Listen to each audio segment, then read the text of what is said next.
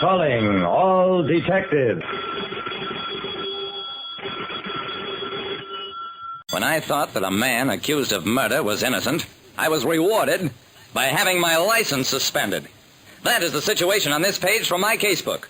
The casebook of Jerry Browning, private detective. The troubles that a private detective like me, Jerry Browning, has are not all confined to crooks. Browning, don't slam the door when you walk in here.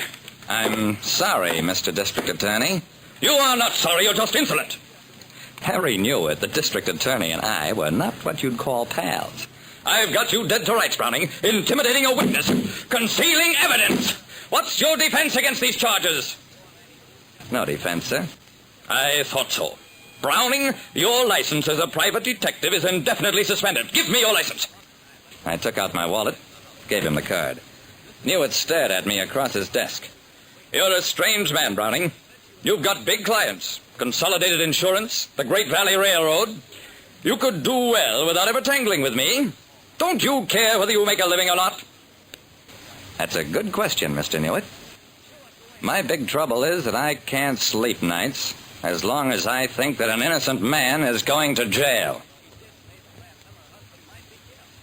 When I tangled once too often with Harry Newitt, the district attorney, my license was indefinitely suspended. Don't look to me for sympathy, Browning.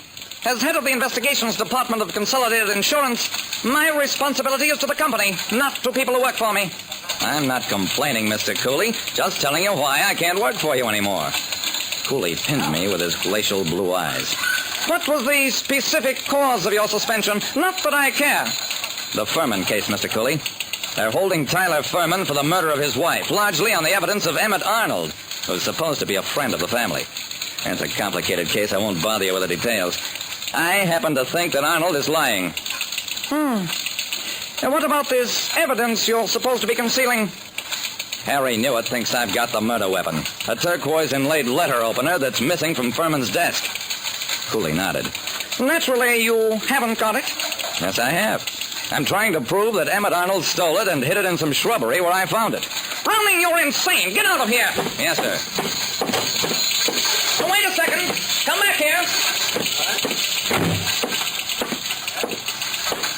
Yes, Mr. Cooley? Browning, I don't believe in loyalty. Just a word for foolish sentiment. However, you are now a full-time employee of Consolidated Insurance, $85 a week. Don't thank me. But, Mr. Cooley, Shut up! You always talk too much. Your first assignment, this is official, is the investigation of Mrs. Tyler Furman's death. I have no doubt that somebody contemplated taking insurance on her life. Worth checking into. Start now.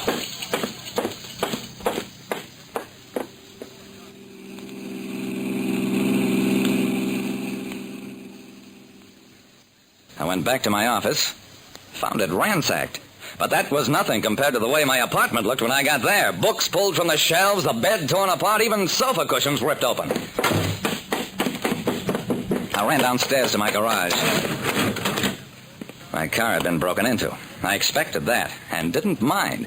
I raised the trunk lid, fumbled behind the spare tire, and found the carefully wrapped letter opener that had taken the life of Mrs. Tyler Furman.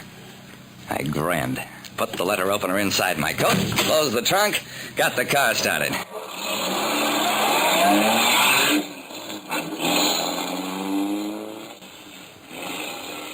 Emmett Arnold was a big, hearty man with a warm hand clasp. Well, Browning, to what do I owe this pleasure? Mr. Arnold, I'm still checking into the death of Mrs. Tyler Furman and... No, Browning, really.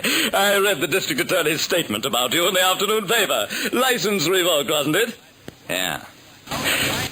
Look, Mr. Arnold, I'll admit I got a little rough with you the other day, but that's water over the dam. Right now, I'm in a jam. I need money. Arnold's face got cold and hard. Is this blackmail? I shrugged. I have the murder weapon the DA was yelling about. It's worth something. I don't believe you. I didn't think you would, so I brought it along. The DA places a high value on this. My office and apartment were searched today, and I mean searched. I took the wrapped letter opener from my coat, unwrapped it, held it carefully by its tip, let Arnold see it. Arnold walked up to me. Give me that letter opener, you fool! I let him take it from me without a struggle.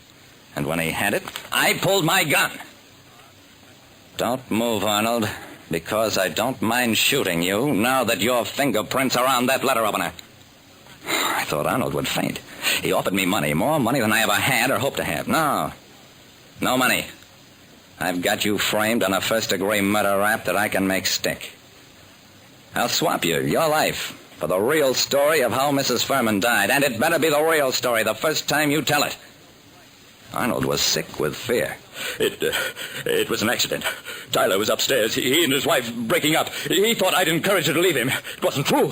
I argued with her. She accused me of stealing money on investments I made for him. She got excited, picked up the letter opener, and attacked me. It was self-defense, Browning. I sat there and listened. Yeah, I think it was. You were afraid that if she left him, Furman's suspicion of you would make him check into how you'd been spending his money. So to prevent the breakup, you covered larceny with murder. Unpremeditated, but still murder. Come on. Where are you taking me? To the DA. Don't worry. You tell him your story the way it happened, and I'll admit that the fingerprints are fake. Let's go.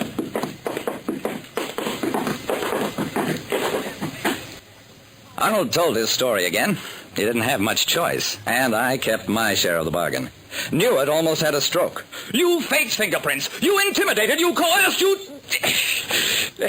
Nice work, Browning. I guess. Mr. Newitt, I set the whole thing up. Intimated that I had the weapon, got myself suspended just to smoke out Arnold, get him to search my apartment. He searched your apartment? Yeah, my office, too. I let him believe I thought you'd done it. I guess he's never heard of search warrants. That proved to me that he was worried and guilty. There were no fingerprints on the letter opener. He'd wiped them off. But a killer is never sure. Browning, the next time you step out of line, you won't be this lucky. I went back to John Cooley, told him all about it. He barely listened. No insurance angle. Too bad. That's all, Browning. You go back on retainer. And that was all. Except that Emmett Arnold got 10 years for manslaughter and 10 more for grand larceny. Like I said, you sometimes have to fight practically everybody to get at truth. And you do it if you think the truth is important enough.